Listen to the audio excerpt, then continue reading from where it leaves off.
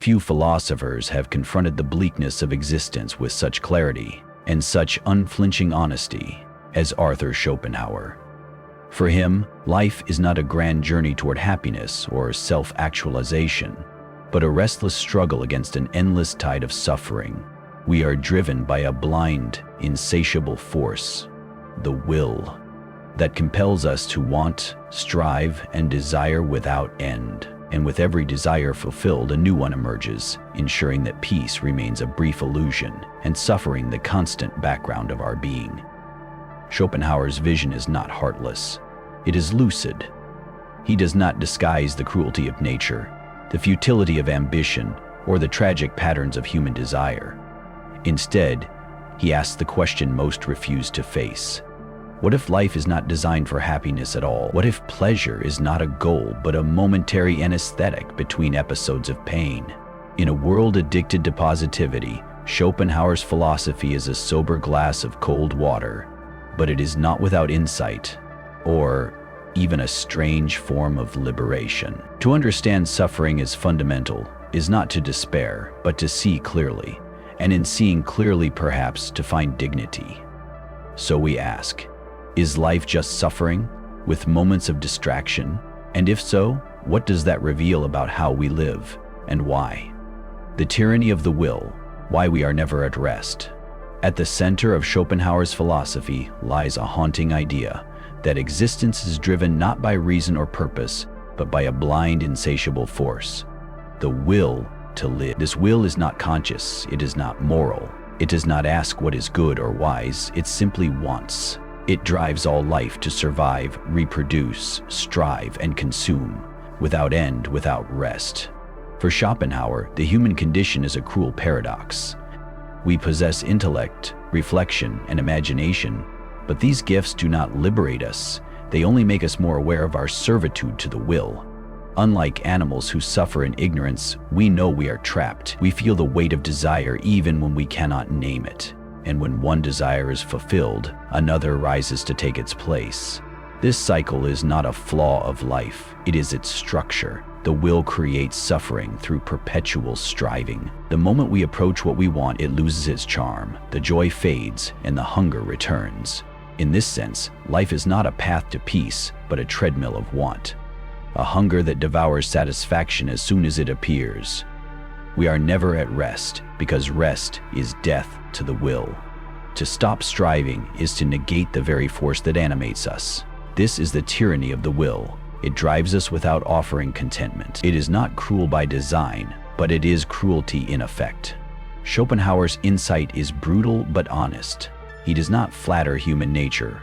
He reveals its core machinery and invites us to look not upward toward fulfillment, but inward toward understanding. Desire, fulfillment, and the return of pain. Schopenhauer believed that desire is the engine of suffering. It is not a harmless longing, but a condition of lack, a tension, a wound. To desire something is to experience absence, and so long as we are alive, we are caught in this drama of craving and dissatisfaction. When we fulfill a desire, we feel momentary relief, but it is not joy we feel. It is the end of discomfort. And like a wave that briefly recedes before crashing again, fulfillment simply prepares the stage for the next longing. No sooner do we achieve one goal than another arises. This cycle is endless, and it defines the structure of our experience. Schopenhauer compares life to a pendulum, swinging between pain and boredom. Pain is the feeling of unfulfilled desire. Boredom is the result of desire's temporary silence. But even in boredom, the will stirs again, seeking new objects. The relief of fulfillment is fleeting. Peace is a pause, not a resolution. This insight cuts against modern narratives of progress, success, and self-improvement. We often imagine happiness as the result of achieving goals, acquiring things, or reaching a certain state. But Schopenhauer dismantles this illusion. There is no final satisfaction. Fulfillment is a mirage, a passing moment that leaves us just as restless as before. This cycle doesn't require dramatic desires. Even the most mundane wants, food, comfort, distraction, bind us. Life becomes a sequence of restless motions, each one promising rest, yet none delivering it. To see desire clearly is not to renounce living, but to understand its cost. For Schopenhauer, the only true insight is this: fulfillment is not the answer to suffering. It is its disguise: boredom. The quiet agony of the fulfilled life. If suffering defines desire unfulfilled, Schopenhauer believed boredom defines desire fulfilled.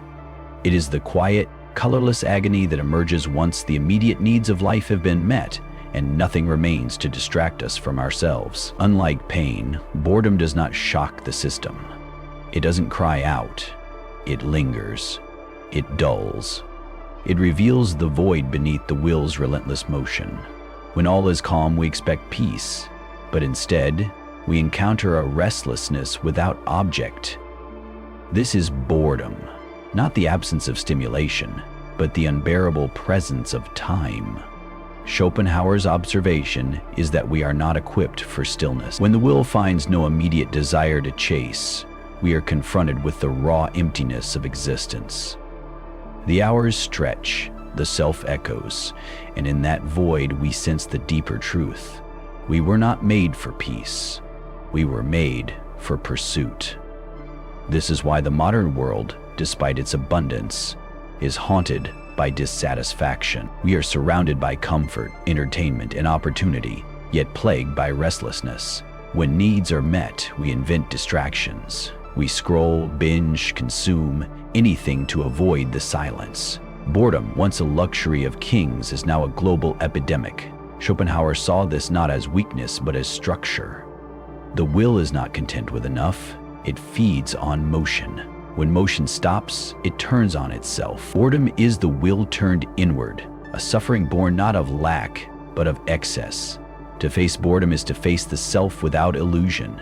It is one of the most honest conditions of human life, and one of the hardest to bear. Pleasure as negation. Why happiness is just the relief of pain? Most philosophies and religions promise some form of happiness as goal, virtue, or reward. But Schopenhauer offers a bleak inversion. Happiness is not a positive experience. It is the mere cessation of suffering. It is not joy. It is absence. For Schopenhauer, pain is real and pressing. It affirms itself in hunger, illness, fear, longing, and loss. But pleasure, by contrast, is fleeting, subtle, and passive. It does not assert itself. It slips in when pain withdraws. In this sense, pleasure is negative. It is defined not by what it is, but by what it isn't. We believe that happiness is something to be pursued, achieved, or owned. Yet the moment we possess what we desired, the intensity collapses. The pleasure fades quickly, like warmth from a dying fire. What remains is not satisfaction, but the return of wanting. This negative character of pleasure explains why happiness feels so elusive. It cannot be sustained because it has no substance of its own. It is like a shadow cast by the retreat of suffering, and once the pain returns, as it always does, the shadow disappears. Even our most joyful experiences, love, success, celebration, are tinged with anxiety. We know they won't last.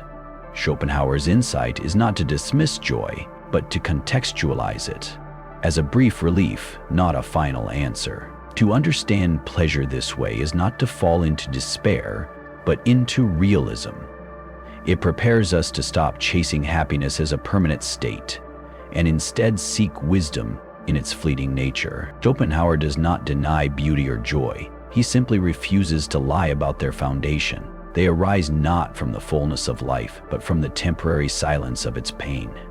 The illusion of progress. Why history doesn't redeem suffering. Modernity is sustained by the belief in progress, the idea that history is moving toward a better, more just, more enlightened world.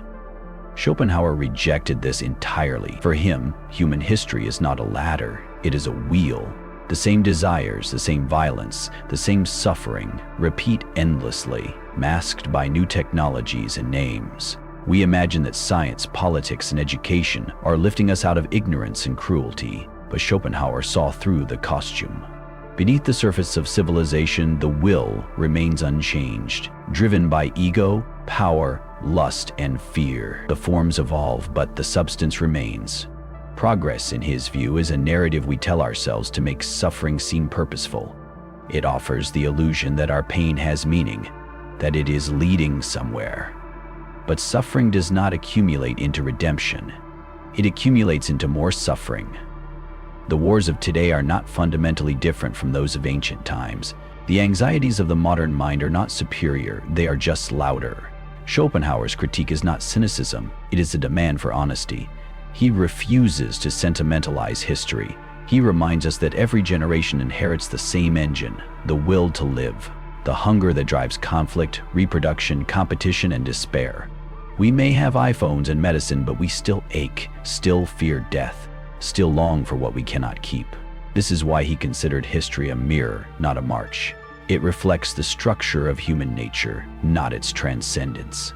For Schopenhauer, liberation does not come from believing in progress. It comes from turning away, from seeing the cycle clearly, and seeking meaning elsewhere, not in the arc of history, but in the depths of consciousness. Art as escape, the momentary liberation of the aesthetic experience. In the unending storm of desire and suffering, Schopenhauer identifies one rare moment of stillness, the aesthetic experience.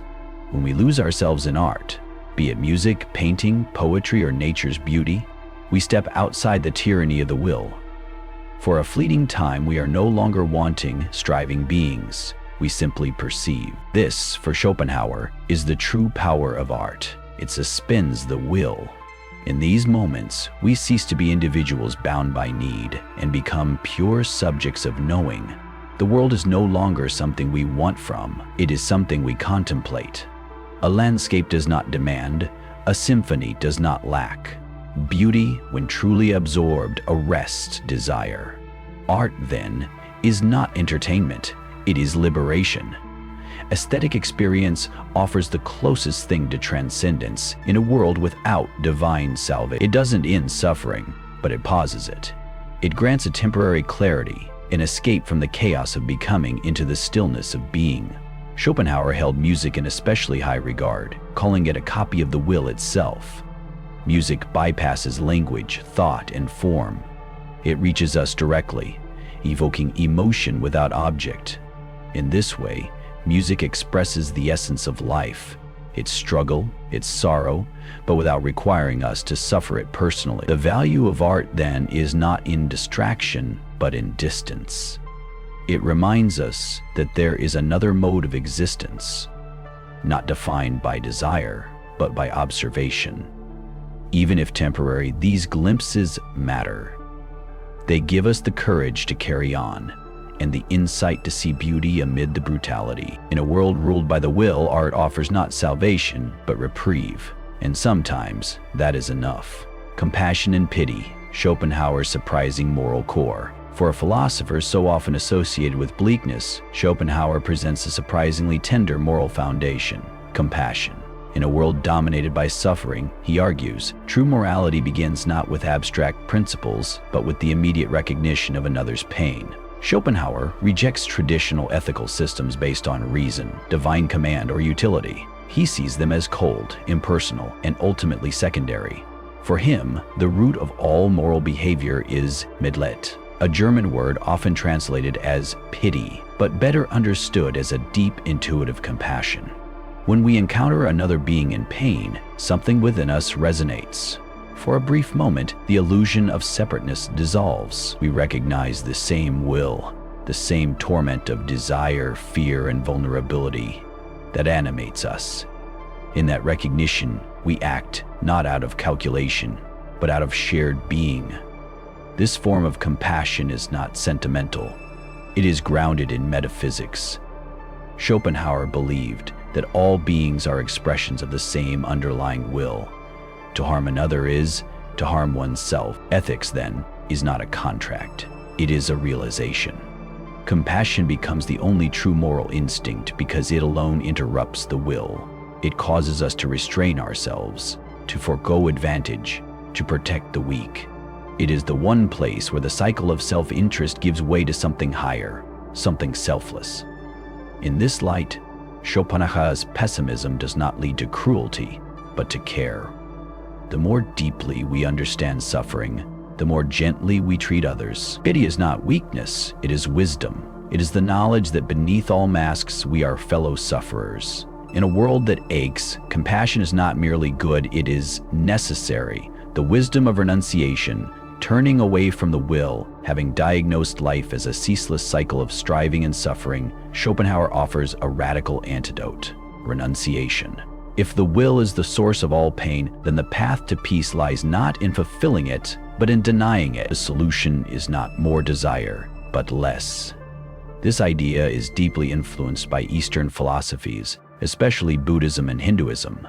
Like the ascetics of India, Schopenhauer saw spiritual liberation not in expansion, but in negation. Salvation comes not by mastering the world, but by letting go of the will to possess it.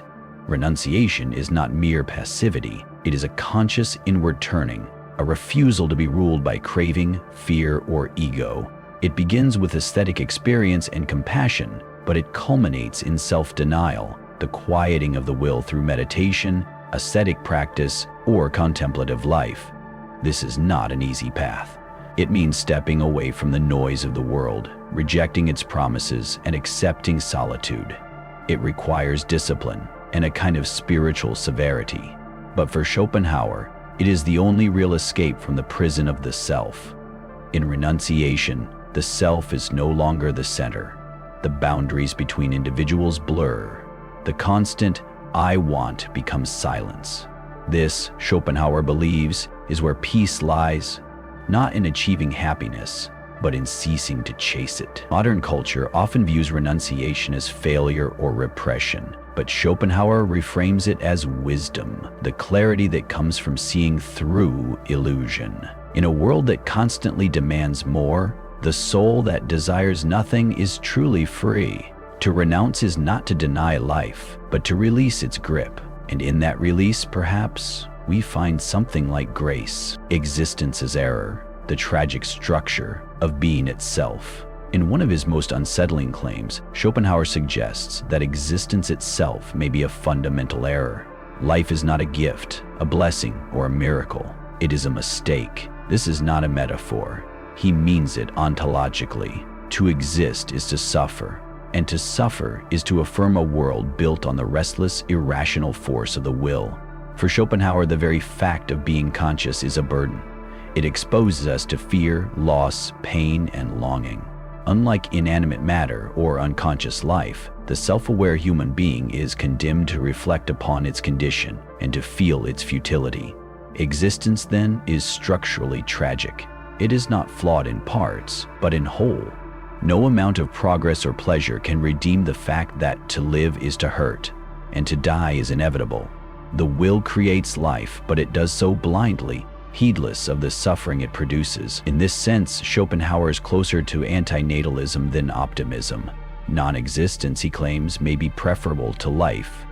For what is life but an endless disturbance, an interruption in the peace of nothingness? This view is disturbing, but it is not nihilistic in the crude sense.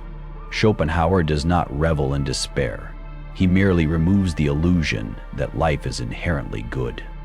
In doing so, he opens space for a new kind of clarity, a stripped-down honesty about the cost of being. Existence as error does not mean that every moment is meaningless, but it does mean that our foundations are fragile. Our joys are temporary shelters in a storm that never fully ceases. To live with this knowledge is not easy. But for Schopenhauer, it is better than living in delusion. And from this depth of truth, perhaps, we can build a quieter form of dignity. Living in the face of suffering, what Schopenhauer teaches us about acceptance in a world built on endless desire and inevitable loss. How are we to live? Schopenhauer does not offer us the comfort of divine justice or cosmic progress. He offers something more difficult and perhaps more profound: acceptance. To live meaningfully for Schopenhauer is not to escape suffering, it is to understand it. To stop resisting the structure of existence and instead meet it with clear eyes and a composed heart. This does not mean surrendering to despair. It means refusing to be deceived by hope, illusion, or the seductive promises of temporary joys. Acceptance in this context is not resignation. It is a mature acknowledgement of the terms of life. We are not here to conquer the world, to perfect ourselves, or to be saved by some future utopia. We are here, briefly, in a world that hurts. And in that knowledge, we can live more gently, more truthfully, more aware. From this foundation, we can cultivate compassion, not as virtue signaling, but as recognition. We can embrace art, not as luxury, but as relief. We can renounce excess, not as poverty, but as clarity. And above all, we can choose to be honest with ourselves and with others. Schopenhauer does not ask us to be heroes or optimists. He asks us to be thinkers, to grasp the reality of suffering and to find what peace we can within its bounds. In doing so, he does not diminish life, he ennobles it. To accept suffering is not to love it, but to stop fleeing from it. And in that stillness, perhaps, we begin to live, not in spite of pain, but through the quiet wisdom it reveals.